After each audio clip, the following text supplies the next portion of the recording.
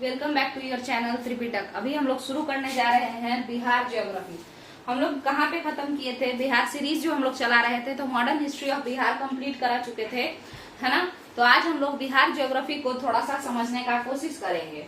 अब जैसा कि आपको पता है कि ज्योग्राफी में सबसे पहले क्या टॉपिक आता है, तो किसी भी चीज का तो देशांतर, अक्षांश, ये सब तो आता ही आता है ना। कितना देशांतर है, कितना अक्षांश है ना। हाँ, तो देखिए आप लोग, रुक जाइए।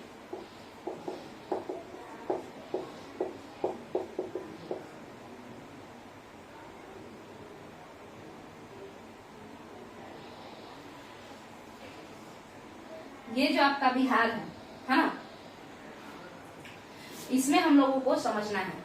तो सबसे पहले एक चीज हम आप लोगों को बताएंगे, क्या लॉन्गिट्यूड ऑफ बिहार कितना है बताइए।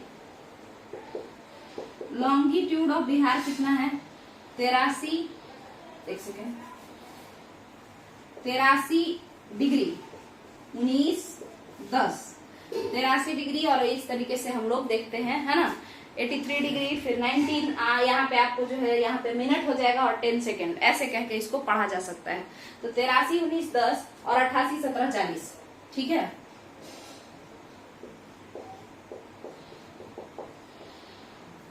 तेरासी 19 10 है, 83 19 50 है। एक सेकेंड, 50 होगा ये। 83 19 50 और 88 17 40, ठीक है। 83 19 50 से 88 17 40। अब यहाँ पे जो ये आपका देशांतर है, देशांतर जो है वो कितना है, तो ये है, ठीक है। तो 83 19 50 88 17 40। और इसी तरीके से 24 डिग्री से लेके 27 डिग्री तक जो है आपका क्या पड़ता है? हाँ, 24 डिग्री से 27 डिग्री तक क्या पड़ता है बताइए? तो वो आपका अक्षांश पड़ता है, ठीक है। 24 डिग्री से 27 डिग्री तक, 24 कुछ और 27 31 15, इस तरीके से इसका रहता है, ठीक है। 24 20 10 27 31 15, इस तरीके से है बिहार का अक्षांश और बिहार का देशांतर। इसको समझना है। ये तो भाई याद करने वाला बात हो गया, है ना। तो सबसे पहले हम लोग को ये समझना पड़ेगा, ये अक्षांश, ये देशांतर, यानी ये लैटिट्यूड और लॉन्गिट्यूड क्या होता है ना। तो देखिए, मान के चलिए कि ये जो इस तरीके से लाइन बना हुआ है ना, इस तरीके से जो लाइन रहता है, इसको जाने दीजिए पहले, उसके बाद हम लोग आगे देखेंगे, ठीक है।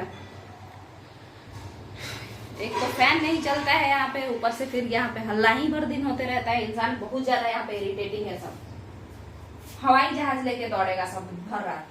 देखिए यहाँ पे क्या है कि यहाँ पे जो हम लोग, जैसे अगर मान के चलिए इस तरीके से अगर हम लोग देखें, यहाँ देखते हैं, एक सेकंड रुकिएगा, इसको देखिए, ठीक है। अगर मान के चलिए कि ये अर्थ है, ठीक है, तो ये अर्थ है, तो यहाँ से यहाँ, यहाँ से यहाँ, नॉर्थ पोल से साउथ पोल, नॉर्थ पोल से साउथ पोल, ये जो जुड़ता है एक लाइन जो कि कनेक्ट करता है नॉर्थ पोल को साउथ पोल से, हम उसे ही तो क्या कहते हैं? लॉन्गिट्यूड कहते हैं। उसी को हिंदी में देशांतर कहा जाता है। तो माने इस तरीके से ये जो लाइन होगा, ये किस तरीके से चल रहा है? नॉर्थ पोल से साउथ पोल चल रहा है, ठीक है। माने यहाँ से यहाँ, यहाँ से यहाँ, ऐसे ऐसे चलता है, ऐसे ऐसे, ठीक है। मगर आप खुद बताइए कि लाइन तो नॉर्थ से साउथ है, मगर बढ़ किधर की ओर रहा है?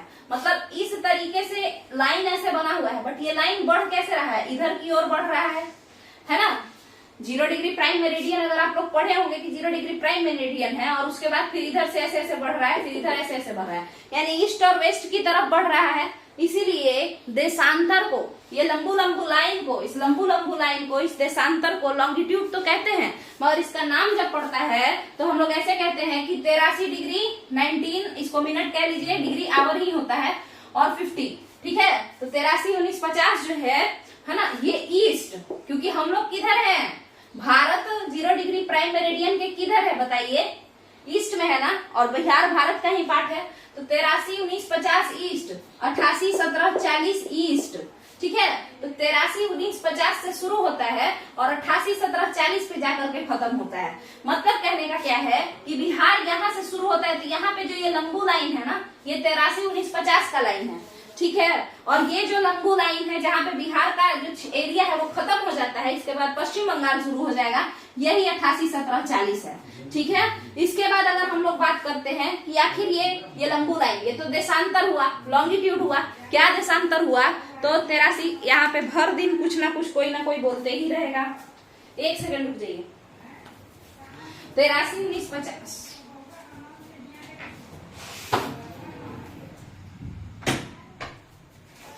इससे अच्छा तो हम फैन चला लेते, हमको भी आराम होता, और ऊपर से क्या होता कि कम से कम केवल फैन का ही आवाज जाता। चलिए यहाँ पे देखते हैं। तो 83 19 50 और 88 17 40 ये क्या है, तो ये है देशांतर, लॉन्गिट्यूड ऑफ बिहार। ये लंबा लंबा लाइन इधर इधर इधर ऐसे घसकते चला गया है। ठीक है, अब अक्षांश की जो बात करते हैं, जिसको हम 24 20 10 27 31 15, मतलब इसको ऐसे याद कर लीजिए जैसे मोबाइल नंबर हो। ठीक है, अक्षांश किस तरीके का होता है, मान के चलिए ये बिहार है, तो यहाँ से इस तरीके से जो फैला हुआ लाइन होता है ना, पृथ्वी पे जो ऐसे लेटा लेटा हुआ लाइन है ना। यहाँ देखिए फिर से, मान के चलिए ये अगर अर्थ है तो इसके चारों तरफ जो गोल गोल लाइन बना हुआ है ना, इक्वेटर भी क्या है, लैटिट्यूड है, अक्षांश है, तो उसी तरीके से तो ये जो है ये ईस्ट टू वेस्ट लाइन बना हुआ है ऐसे ऐसे, मगर चल किधर रहा है, ऊपर की ओर बढ़ रहा है, यानी नॉर्थ की ओर बढ़े जा रहा है, और इधर नीचे जाएंगे तो साउथ की ओर बढ़ा जाएगा। ठीक है, तो इसीलिए इसको हम क्या बोलते हैं, तो नाम तो इसका भी हम लोग क्या कहते हैं, वही माने यही डिग्री विग्री कहते हैं कि 24 डिग्री 20 मिनट और 10 सेकेंड। ठीक है, यही कहते हैं ना।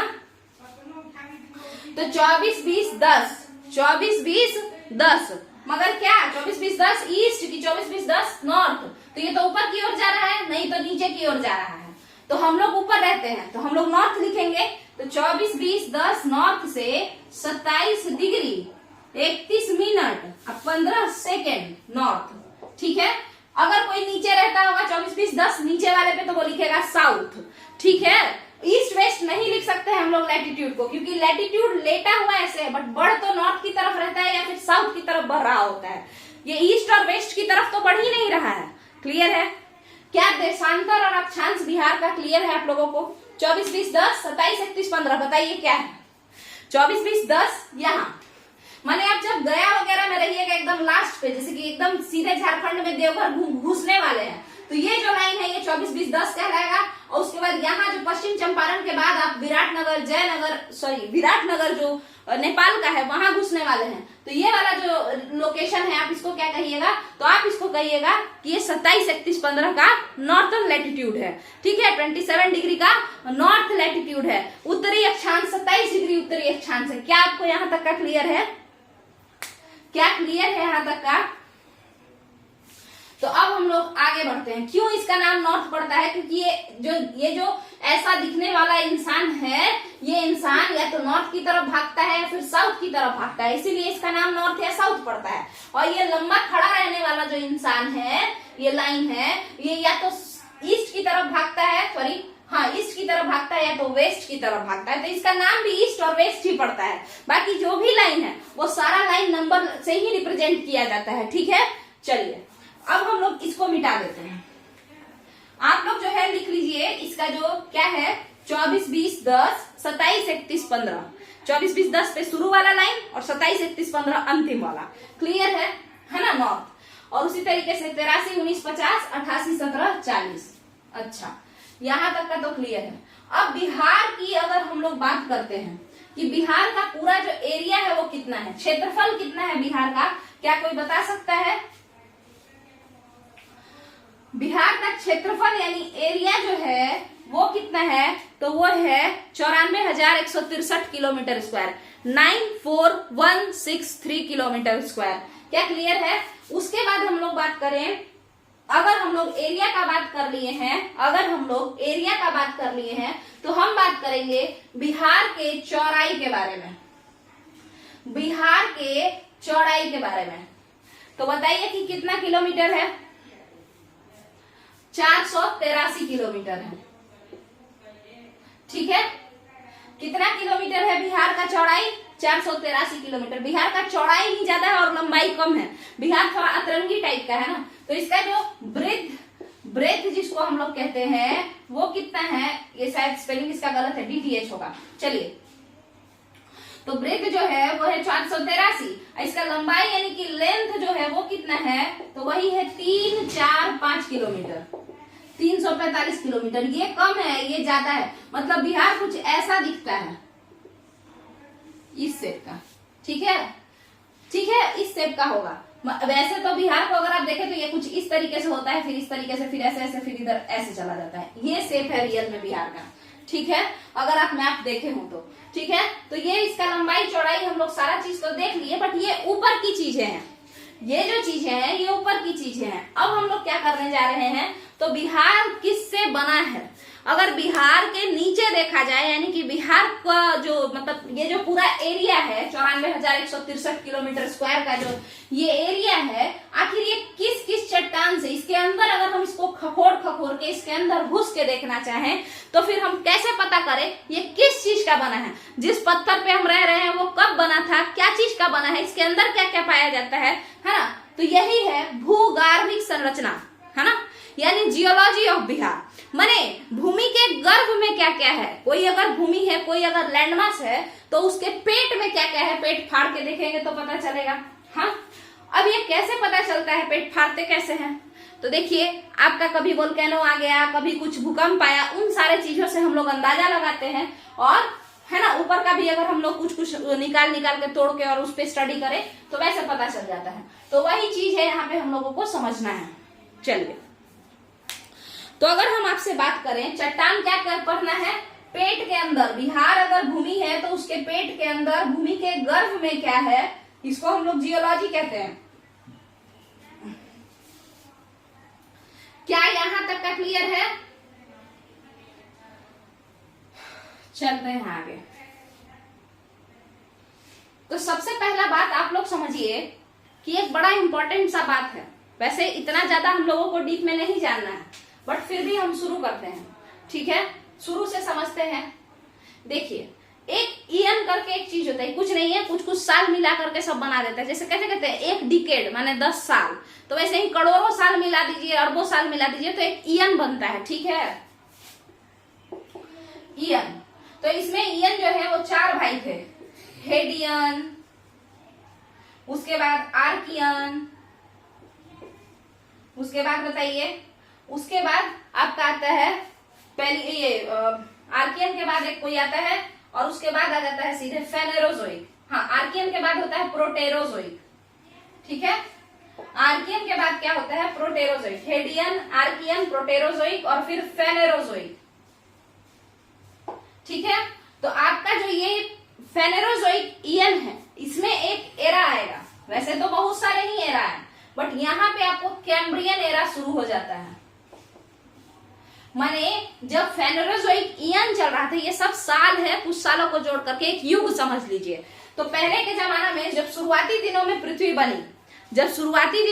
बनी, तो क्या शुरू से ही जानवर और मनुष्य यहाँ पे रहते थे या जीव यहाँ रहते थे? ऐसी बात नहीं है। उस समय केवल और केवल चट्टान ही था, केवल और केवल पानी था, है ना। और उसके पहले भी देखिए तो पृथ्वी तो पूरा गर्म गैस का गोला बन के घूम रही थी, है ना, उस तरीके से था। ठीक है, तो कहने का मतलब ये है कि कैम्ब्रियन यानी जब जीव यहाँ पे आ गए, जीव मतलब छोटे छोटे जीव, हम लोग नहीं, जीव। ठीक है, नॉर्मल, यानी कि यहाँ पे कार्बन देखने को मिलना शुरू हो गया।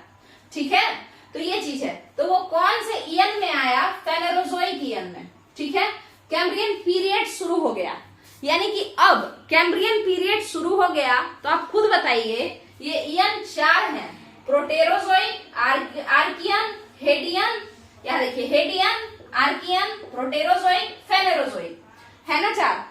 तो यहाँ तक के जो लोग होंगे, यहाँ तक का जो भी चीज होगा, क्या यहाँ पे कोई इंसान था? नहीं था। क्या कोई जीव था? नहीं था। तो बताइए कि इस समय अगर कोई चट्टान बना होगा तो उस चट्टान को अगर हम खोदें, क्या उसमें कोई जीव पाया जाएगा? नहीं पाया जाएगा, क्योंकि आप जीवाश्म फॉसिल फ्यूल पाया जाएगा। क्या हेडियन के समय में फॉसिल फ्यूल होगा? हेडियन के चट्टानों में नहीं होगा। क्यों नहीं होगा? क्योंकि उस जमाने में जब जीव ही नहीं था तो जीव मरा ही नहीं, जब वो था ही नहीं तो मरा नहीं, और मरा नहीं तो उसके अंश कहाँ से बचेंगे? जीवाश्म क्या होता है? डेड एंड डिकेइंग सब्सटेंस जो रहता है वही तो जीवाश्म होता है ना। क्या क्लियर है? और उसके बाद आपका कैम्ब्रियन पीरियड शुरू हुआ, और इसी के समय से हम लोग कैम्ब्रियन माने कार्बन, यानी जीव की उत्पत्ति अब हो चुकी है, जीव आ चुके हैं, वो मरेंगे, उसके बाद बाकी चीजों को फिर चट्टान में उनका जीवाश्म पाया जाएगा। तो यहाँ पे हम लोग शुरू करते हैं, ठीक है। इसको हम क्यों समझाए हैं कि कैम्ब्रियन क्या होता है ना। तो एक कारण है, बिहार में प्री कैम्ब्रियन जमाने का भी पाया जाता है, आपके बिहार में प्री कैम्ब्रियन चट्टान भी पाया जाता है, इसीलिए हम इस बात समझाने के लिए यहाँ पे इस बात को लाए हैं, अदरवाइज इसका कोई नीड है नहीं।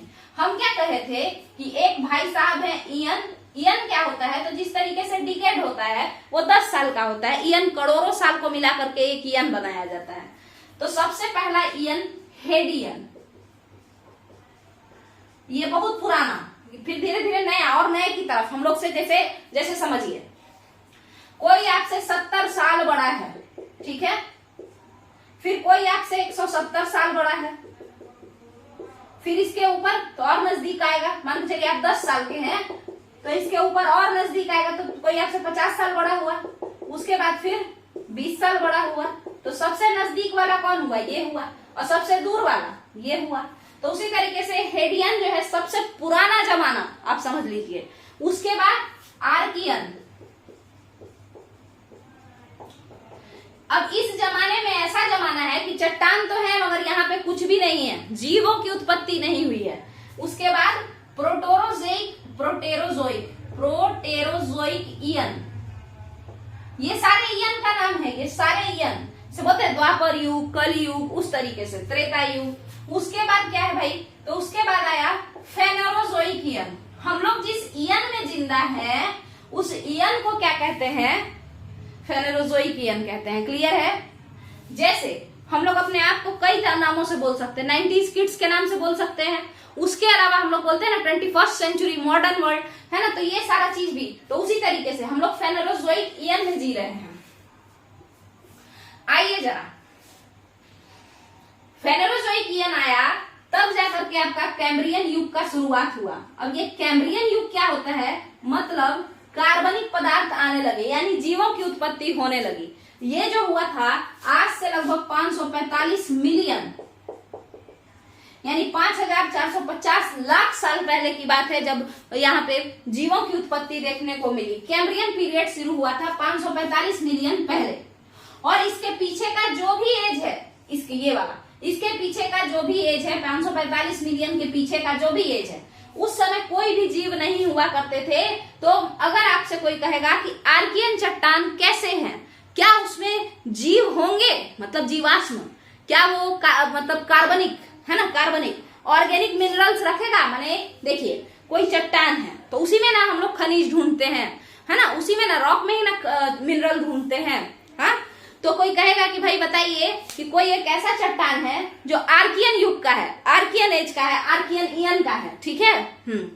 और उसका जो चट्टान है तो उसमें कैसा मिट्टी पाया जाएगा, उसमें क्या कोई माने उस चट्टान में अगर कोई खनिज निकालेंगे तो उसमें क्या जीवाश्म पाया जाएगा, क्या क्या फॉसिल फ्यूल पाया जाएगा। तो आप खुद बताइए, आर्कियन एज में जो चट्टान बना है तो उस समय कोई भी जीव था, नहीं था, तो क्या आर्कियन एज के चट्टान में जीवाश्म पाए जाएंगे, क्या नहीं पाए जाएंगे। तो इसीलिए जो है आर्कियन एज के चट्टान जो होते हैं वो कैसे होते हैं, इनऑर्गेनिक होते हैं। इसके मिनरल्स, आर्कियन एज के जितने भी मिनरल होंगे कैसे होंगे, इनऑर्गेनिक होंगे, और कार्बनिक खनिज होंगे, उसमें कार्बन की मात्रा नहीं पाई जाएगी। क्लियर है। अच्छा, क्योंकि ये सबसे पुराने हैं तो एकदम ढिठा गए हैं ये, तो इसीलिए ये लोग बड़ा ताकतवर होते हैं, ठीक है, एकदम प्लूटोनिक होते हैं, पाताल तक धसे होते हैं, ठीक है। प्लूटोनिक माने पाताल तक धंसा होना, है ना। चाहे डेक्कन प्लेट्यू का ही आप ले लीजिए, बिहार में भी आर्कियन पाए जाते हैं। क्या आपका क्लियर है ये बात। तो अब हम लोग चलते हैं आगे। अब इसी समय में जब कैम्ब्रियन पीरियड आया, उसके बाद मेसोजोइक पीरियड आता है, उस पीरियड में जुरासिक पीरियड आता है, ट्राइयासिक, जुरासिक, ऐसे करते करते फिर जो है हम लोग धीरे धीरे आगे बढ़ते जाते हैं, ठीक है। तो अब हम लोग को सबसे पहले समझना है कि आखिर बिहार में सबसे पहले किस टाइप का चट्टान देखने को मिला, तो इसको समझना है, ठीक है। तो हम लोग धीरे धीरे करके समझेंगे। आपको तो पता है हिमालय तो बहुत बाद में बना है ना। सबसे पहले क्या बना था बताइए।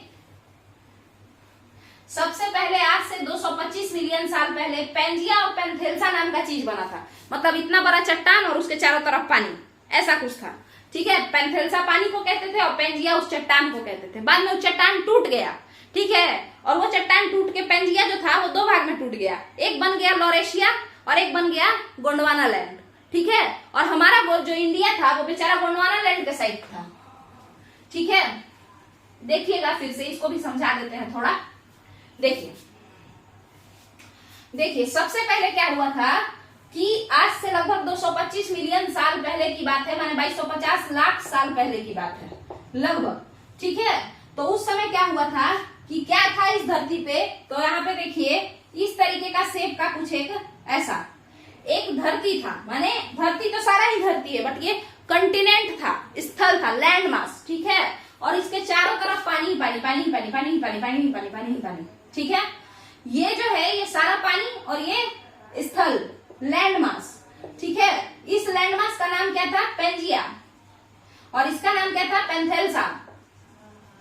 ठीक है, इसका नाम क्या था, पेंथेल्सा।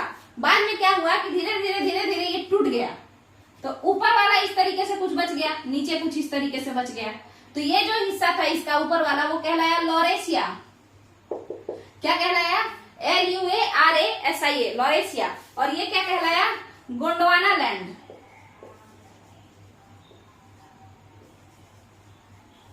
ये गोंडवाना लैंड, ये लॉरेशिया। ऊपरी हिस्सा है ना, मतलब आपका यूरोप वाला हिस्सा, एशिया का ऊपर का हिस्सा, इंडिया नहीं, हिमालय के पीछे का, चाइना, ये सब लॉरेशिया का पार्ट है। जबकि इंडिया जो आपका है वो इधर गोंडवाना लैंड के पास था।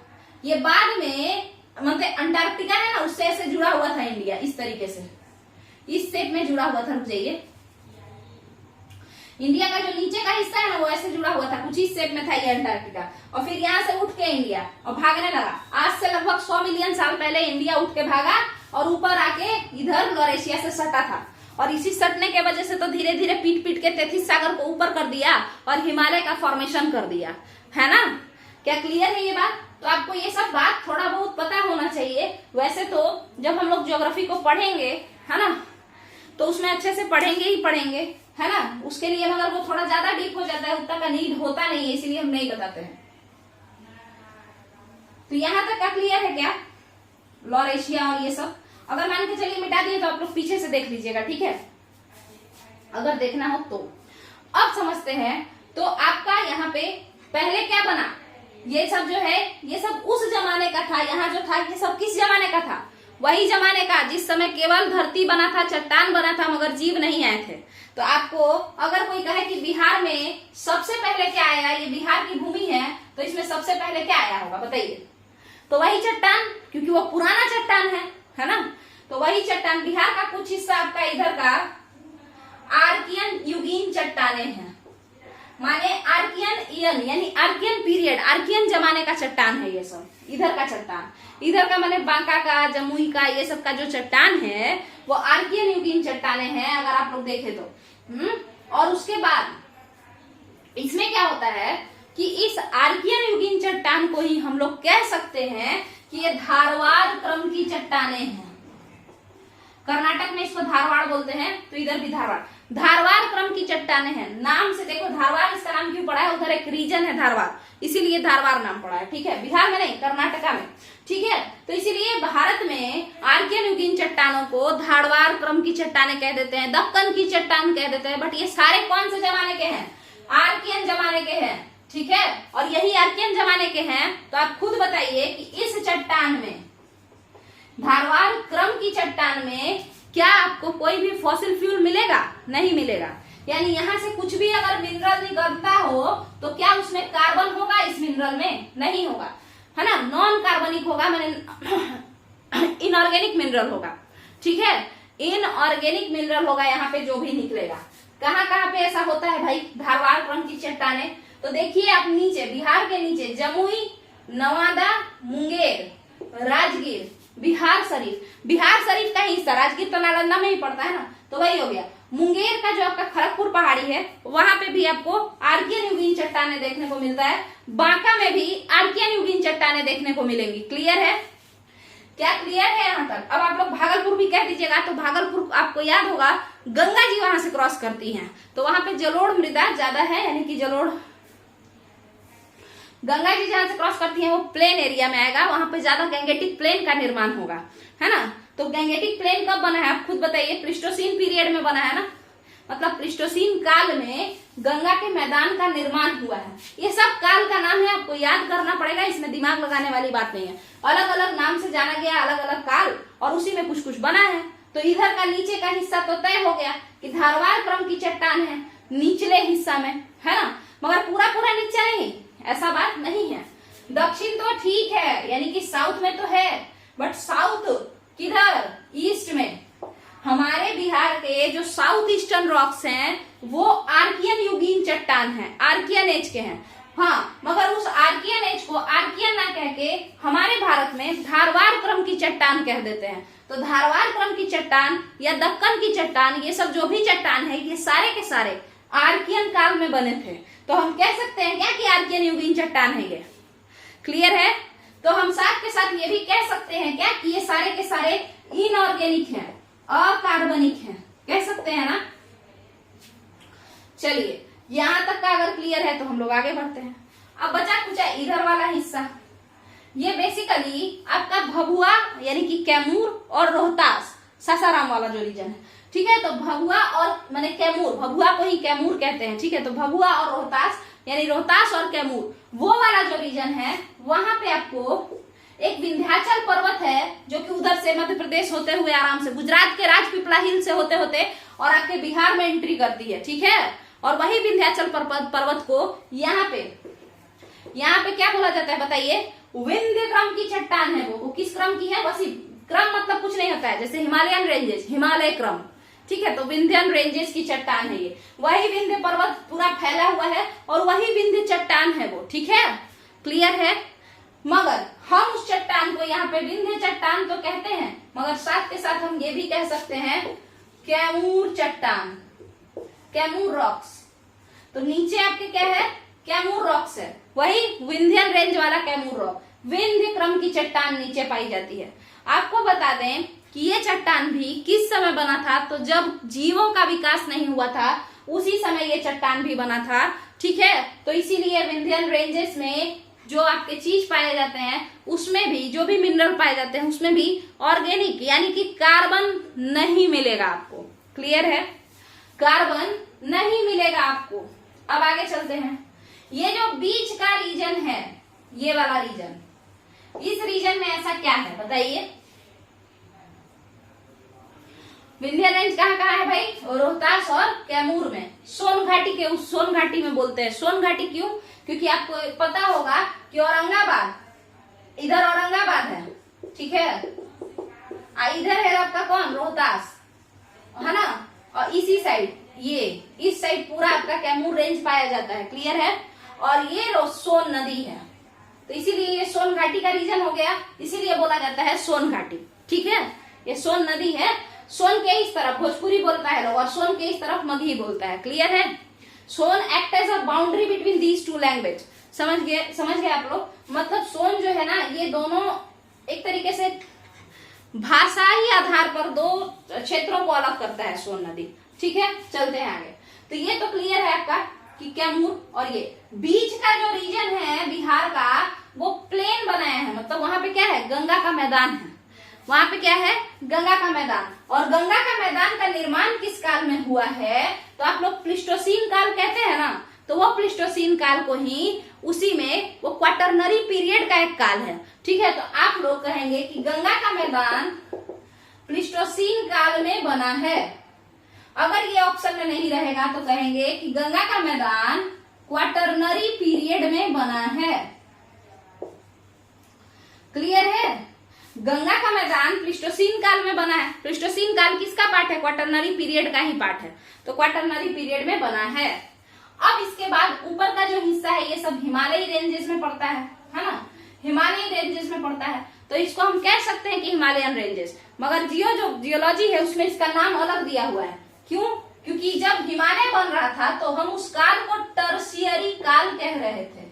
जब हिमालय बन रहा था, ये ऊपर वाला हिस्सा, तो हम उस काल को टर्शियरी काल कह रहे थे। तो इसीलिए इस चट्टान को भी, जो हिमालय के अगल बगल जो भी शहर है, गांव है, जो भी है, तो वहां पे जो चट्टान पाया जाता है उस चट्टान को भी हम लोग टर्शियरी रॉक्स कहते हैं। क्लियर है?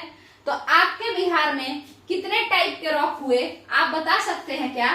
तो देखिए, इतना दूर में south eastern part of Bihar में धारवाड़ क्रम की चट्टानें हुई।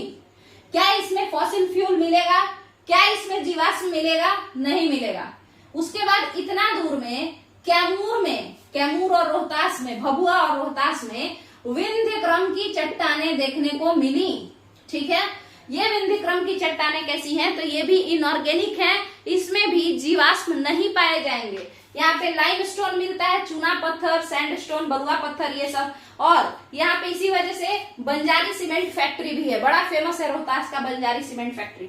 इसके बाद ये पूरा जो रीजन है ये गंगा जी का रीजन है और ये गंगेटिक प्लेन के नाम से जाना जाता है। और ये जो प्लेन बना है ये क्वाटरनरी पीरियड में बना है। इसी क्वाटरनरी पीरियड का एक एज चल रहा था, प्लिस्टोसीन एज। उसी समय में गंगा नदी का मैदान का निर्माण हुआ है, गंगा के मैदान का। क्लियर है? इसके बाद आपका जो ऊपरी हिस्सा बिहार का है जो कि काफी कम है क्योंकि हिमालय बहुत अंदर तक हम लोग के नहीं है, पश्चिमी चंपारण और किशनगंज ये सब का ऊपर वाले हिस्से में है। क्लियर है? तो ये हिमालय जो है, इस यहाँ पे जो चट्टान है वो हिमालयी चट्टान है, शिवालिक का चट्टान। मगर क्योंकि हिमालय बना है टर्शियरी पीरियड में, इसीलिए इसको हम टर्शियरी चट्टान के नाम से जानते हैं। अच्छा, ये टर्शियरी वर्शियरी तो ठीक है भाई, है ना? इसको किस नाम से जानते हैं? क्वाटरनरी चट्टान के नाम से जानते हैं। अच्छा, ये सब जो चट्टान बना है इस समय में आपके जीवों की तो उत्पत्ति हो चुकी थी, है ना? ये सारे आर्कियन एज के तो है नहीं, तो इसीलिए इन सबों में जीवाश्म पाए जाएंगे। क्लियर है? इन सबों में जीवाश्म पाए जाएंगे। इसीलिए तो कहा जाता है कि वेस्ट चंपारण में हो सकता है तेल मिले, यानी पेट्रोल वगैरह मिलने का चांस है, क्योंकि उसके अंदर जीवाश्म दब दब के और उसके बाद बना है। क्योंकि हिमालय किस चीज से बना था? तेथिस सागर को ऊपर उठा के बना है, तो तेथिस सागर में मछली जो होगा तो वो सब दबा होगा, तो वहां पे पेट्रोल मिलने का चांस है। क्लियर है? चलिए, तो ये अब इसको हिंदी में क्या कहते हैं? हम इसे कहते हैं तृतीय कल्प की चट्टानें। क्वाटरनरी को कहते हैं चतुर्थ कल्प की चट्टानें। अब आप बताइए, क्या आपके लुसेंट में ऐसा नहीं लिखा हुआ है कि आर्कियन युग से लेकर के, माने सबसे पुराना जब प्री कैम्ब्रियन था, है ना, पूर्व कैम्ब्रियन काल था उस समय, माने जब इनऑर्गेनिक था, जब जीवों की भी उत्पत्ति नहीं हुई थी। ऑर्गेनिक माने जीव, इनऑर्गेनिक माने नॉट जीव, मतलब, है ना, फॉसिल फ्यूल नहीं रहेगा। तो यहाँ पे कहता है कि आर्कियन युग से लेकर के बिहार की चट्टान, बिहार की जो भूमि है वो आर्कियन युग से लेकर के और चतुर्थ कल्प तक बना हुआ है। यही है चतुर्थ कल्प, वो है ना, उन सारे चीजों से बना हुआ है। तो आपका जो ये अंदर का समान मटेरियल है बिहार का, धरती के अंदर कौन कौन सा टाइप का चट्टान लगा है, किस किस एज का लगा है, हम उसको समझ लिए हैं। फिर आप खुद बताइए कि अगर ये गंगा का प्लेन एरिया है तो यहाँ पे मिट्टी जो होगा कितना पतला पतला मुलायम होगा, है ना? जबकि अगर ये धारवाड़ रेंज है तो इसका चट्टान तो काफी कठोर है। बताया है ना कि आर्कियन चट्टान बहुत पुराना था, एक तो ये भी रीजन है ना, तो इस वजह से वो कठोर भी हुआ और उसमें जीव भी नहीं है, तो बहुत ज्यादा जो कठोर रहेगा। तो आप खुद बताइए कि अगर हम उसका मिट्टी देखेंगे तो बताइए कठोर चट्टान का मिट्टी बहुत मुलायम होगा क्या? नहीं होगा। तो इसीलिए यहाँ की जो मिट्टी है वो थोड़ी सी कैसी है? मोटी मृदा है यहाँ पे, मतलब यहाँ पे क्लेई सॉइल आपको देखने को नहीं मिलेगा। यहाँ पे आपको थोड़ा सा बाउल्डर जैसा मोटा जो है सॉइल देखने को मिलेगा। ठीक है, तो यानी कि चट्टान पे ही डिपेंड करता है आपका सॉइल वगैरह का स्टडी भी। क्लियर है? तो आज हम लोग धारवाड़ क्रम और ये सब सारा देख लिए हैं। आप लोग को अगर समझ में आया हो तो फिर नीचे आप लोग बताइएगा कि कैसा लगा, है ना? तो यहाँ पे आपका जो ये ज्योग्राफी का पोर्शन है, एक टॉपिक भूगर्भिक संरचना, बिहार का जियोलॉजी, है ना, कि गर्भ में क्या है बिहार के, तो यही सब चट्टान से बिहार बना है। क्लियर है? अब यहीं पे इस वीडियो को खत्म करते हैं। इसके बाद कल हम लोग पढ़ेंगे कि बिहार को ऊपर से कैसे बांटे हैं, जिसमें हम हिमालय के बारे में बताएंगे, है ना, जिसमें बिहार का जितना हिमालयी रेंज है उसके बारे में। उसके बाद हम लोग गंगा का प्लेन एरिया पढ़ेंगे। फिर हम लोग पढ़ेंगे आपका जो बिहार का कुछ पठारी क्षेत्र है, पठारी माने plateau region of Bihar, Jharkhand से सटा हुआ हिस्सा वो प्लेट्यू रीजन ऑफ बिहार है। क्लियर है? तो यही सब हम लोगों को देखना है कल। उसके बाद हम लोग नदी के बारे में, बिहार की नदियों के बारे में पढ़ेंगे। तो ऐसे कर करके एक एक कर करके टॉपिक जो आपका है किसका, इसका क्या बोलते हैं, ज्योग्राफी ऑफ बिहार कंप्लीट हो जाएगा। तो फिर और क्या है, कुछ बचा ही नहीं है। अच्छा, जो समझने वाला है ये तो यही सब है, समझने वाला यही सब है। नदी के बारे में भी बता देंगे। उसके बाद आपका जैसे कहाँ पे कौन सा मिनरल मिलता है तो उसको हम कोरिलेट भी कर सकते हैं। चट्टान जैसा रहेगा उसी टाइप का मिनरल मिलेगा। जैसे अगर कोई आपसे कहे कि कोबाल्ट कहाँ मिलेगा बताइए, अगर कोई आपसे कहे, एग्जाम्पल सुनिए, कोबाल्ट कहाँ मिलेगा बताइए, तो आपके दिमाग में एक बात तो आएगा कि कोबाल्ट जो है उसमें कार्बन नहीं पाया जाता है। कार्बन नहीं पाया जाता है माने कार्बन किस चीज से बना है, जीवों के मरने के बाद ही तो कार्बन बनता है। तो आप खुद बताइए कि जिस चट्टान में, कोबाल्ट में कार्बन नहीं पाया जाता है, तो जिस चट्टान में कार्बन पाया जाता है क्या उसमें कभी भी कोबाल्ट मिलेगा? नहीं मिलेगा। ठीक है, तो आप आसानी से बता देंगे कि या तो इसमें मिलेगा या तो इसमें मिलेगा, है ना, या तो विंध्यन में मिलेगा या फिर आर्कियन यानी धारवाड़ में मिलेगा। ठीक है, वैसे कोबाल्ट जो मिलता है वो धारवाड़ रीजन के साइड मिलता है। ठीक है, तो उसको कोरिलेट करने से आप छाट आसानी से छाट सकते हैं मतलब, और आपको ज्यादा अच्छे से समझ में आएगा अगर सब चीज को कोरिलेट करके पढ़ेंगे तो। क्लियर है? तो यही पे इस वीडियो को समाप्त करते हैं। आगे भी हमको वीडियो बनाना है थोड़ा बहुत। चलिए, थैंक यू।